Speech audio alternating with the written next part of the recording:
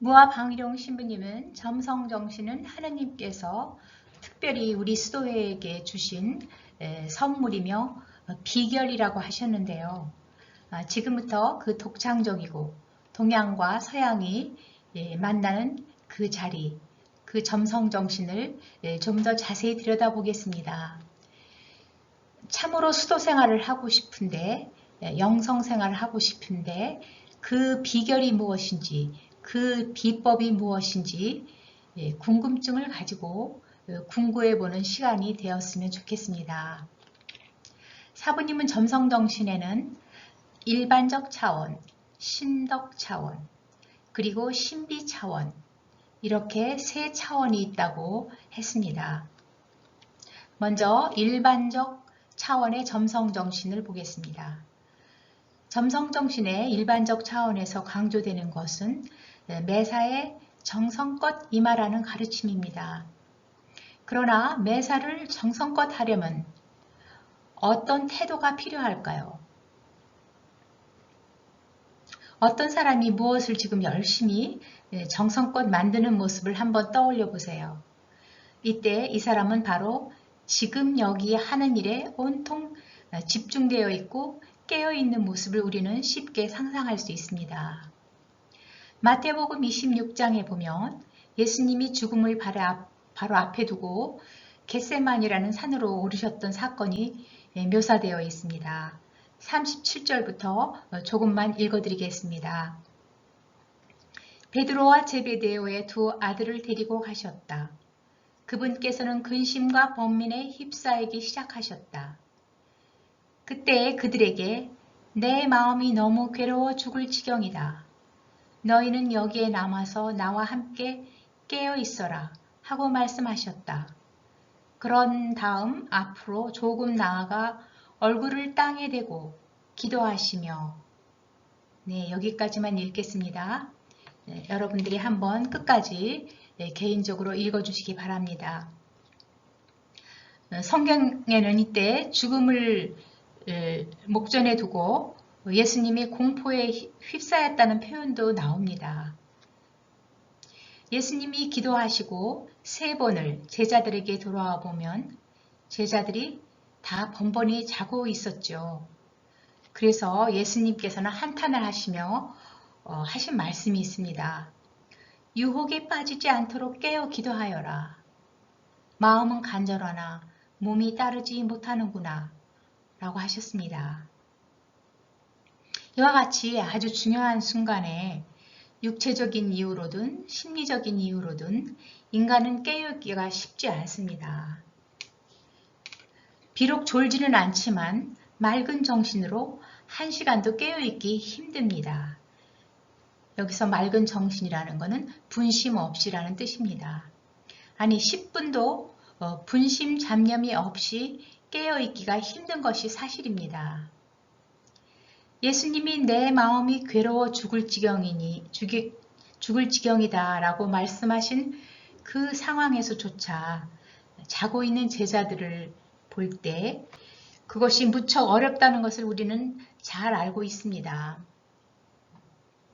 그러나 어떤 일을 정성껏 하려고 성심껏 하려고 하면 정신이 깨어있는 것이 자연스럽게 가능해지는 것을 알 수 있습니다.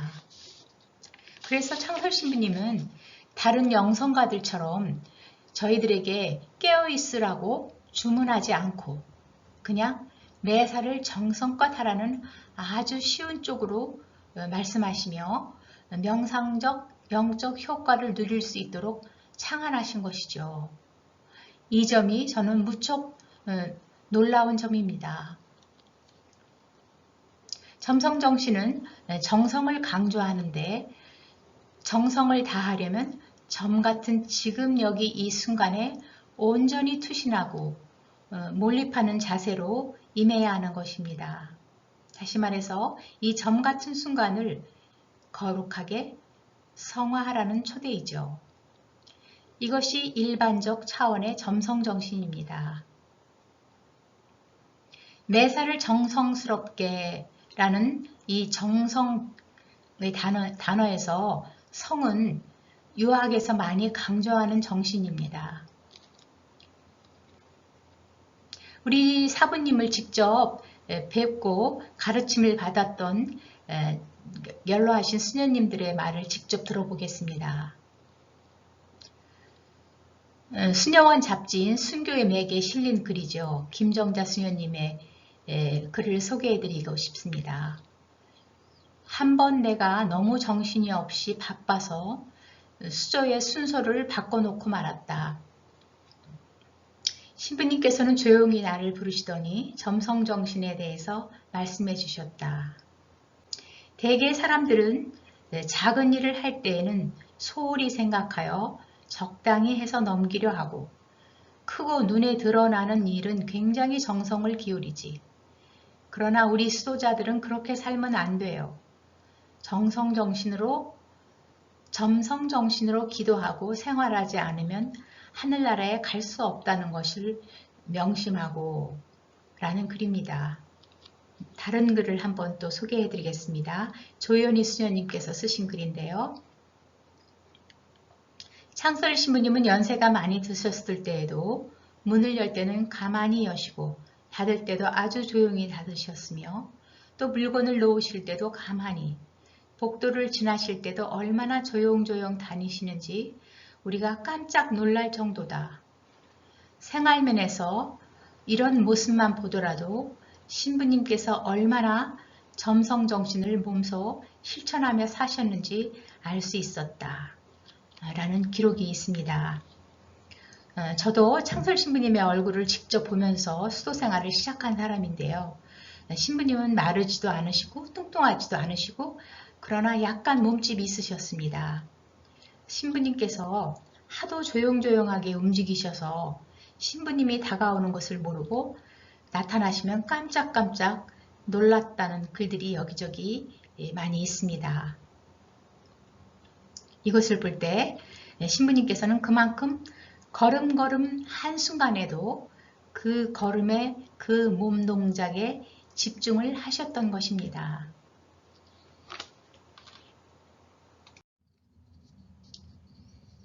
다음은 신덕 차원을 보겠습니다. 사부님은 심오하고 깊은 철학적, 영적 개념을 늘 아주 쉽게 표현하는 것이 큰 특징입니다. 신부님의 말씀은 늘 아주 단순합니다.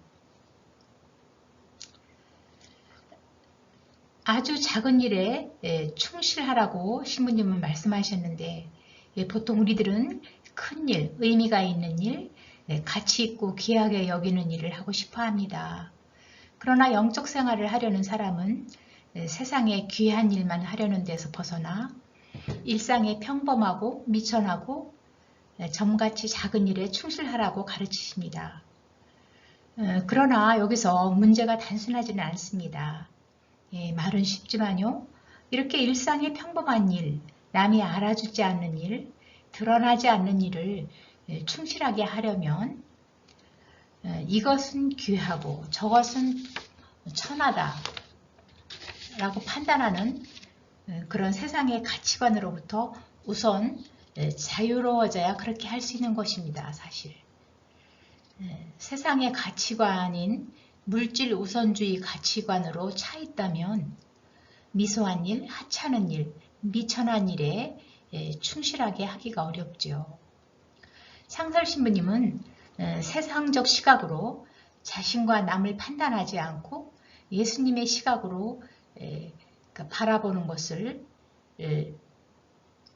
원하셨기 때문에 이 점성정신의 차원을 신덕 차원이라고 이름을 붙인 것 같습니다.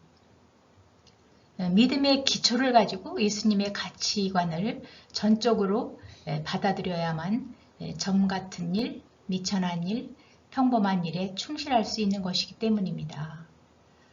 신덕 차원의 점성정신은 이렇게 세상의 가치들로부터 적극적으로 자유롭게 되는 것을 도와주는 차원인 것입니다. 사실 우리 몸의 세포가 작다고 해서 소중하지 않은 세포가 없습니다. 손가락이 발가락 보고 나는 귀하고 너는 천하다 라고 말을 할 수 있겠습니까? 또 쓸개가 작다고 해서 큰 간을 보고 부러워해야 할 이유가 없죠. 작고 큰 것의 문제가 아니라 우리 존재는 각자 고유의 역할이 있는 것 뿐입니다. 세상의 사람들은 모두가 하느님의 신성을 받은 귀한 존재들입니다. 마찬가지로 일도 귀하고 천한 것이 없는 것입니다. 빨래하고 청소하는 일이나 학교에서 가르치는 일이나 공장에서 작업을 하든지 무슨 일을 하든지 우리 존재의 가치는 하느님 앞에서 똑같다고 가르치는 것이 성경입니다. 우리 사부님도 점성정신을 가르치시면서 이 세상의 가치관들로부터 자유로워야 하느님께로 가볍게 갈 수 있다고 하시는 것이죠. 이 세상의 가치관에 얽매이면 영적 생활을 하기는 어렵습니다. 이것은 상당히 어려운 요청이라는 것을 우리는 압니다. 왜냐하면 세상의 모든 가치가 돈과 경제와 관련이 되어 있기 때문입니다. 물론 우리는 세상에서 돈이 중요한 것을 압니다. 그렇지만 돈이 제일 중요한 것처럼 살면 안 되는 것이죠. 미국의 척 핀이라는 대부호의 이야기를 들려드리고 싶습니다. 척 핀이라는 사람인데요. 제가 왜 이 사람 이야기를 하고 싶었냐면요.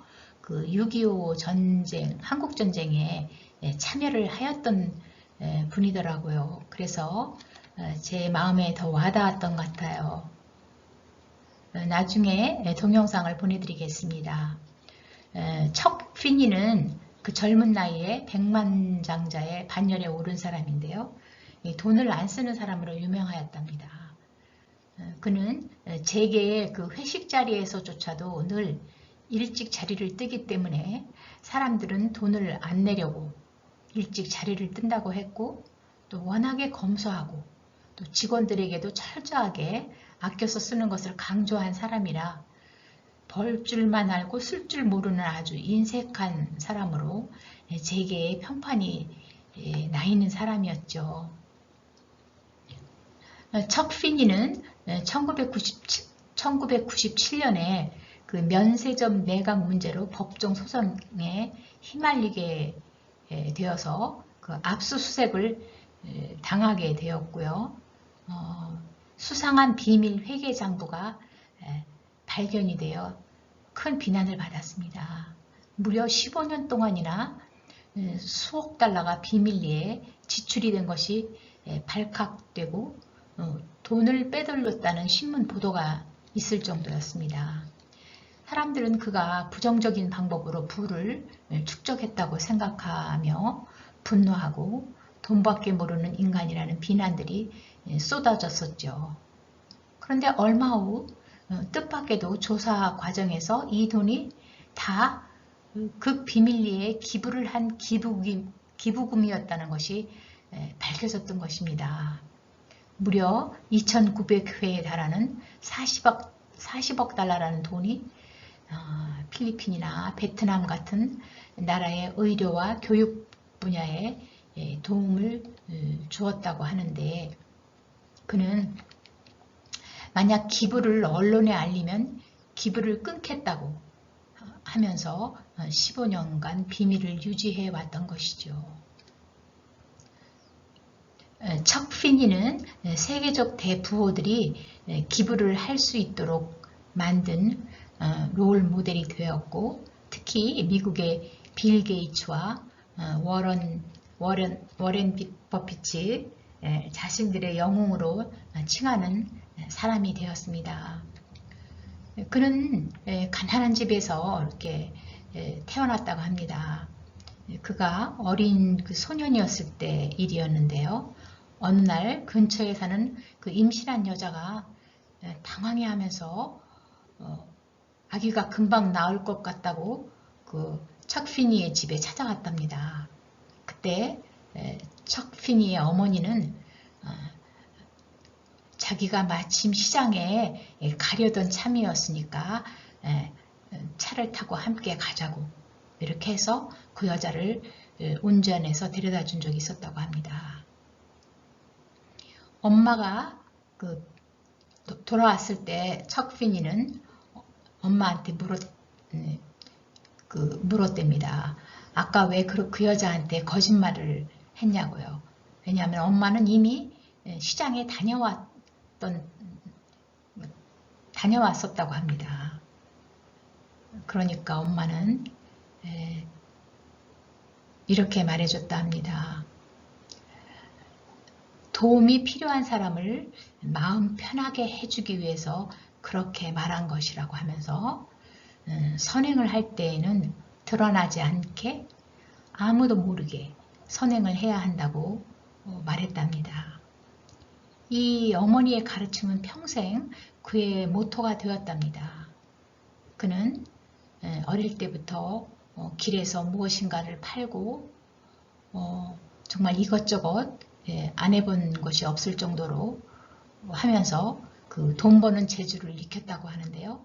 그래서 젊을 때 벌써 큰 재력가가 되었답니다. 그러나 그는 지금도 집도 차도 없이 임대 아파트에서 살고 있으며 비행기는 늘 이코노미석을 이용하고 있답니다. 그는 1982년도에 아틀랜틱이라는 기부재단을 설립했는데요. 이것도 언론에 노출되지 않기 위해서 영국의 어느 조그만 섬에 사무실을 차렸다고 합니다. 2000년도에는 매일 하루에 100만 달러를 기부하고 2014년도에는 자산 99%를 기부했다고 합니다. 2020년도에는 100%전 재산을 기부했다고 합니다. 그가 한 말 중에서 유명한 말이 있는데 어느 기자가 물었대죠. 왜 기부를 하냐고. 그러니까 척피니는 기부를 한 것은 필요한 돈보다 돈이 많이 생겨서 기부를 한다고 했답니다.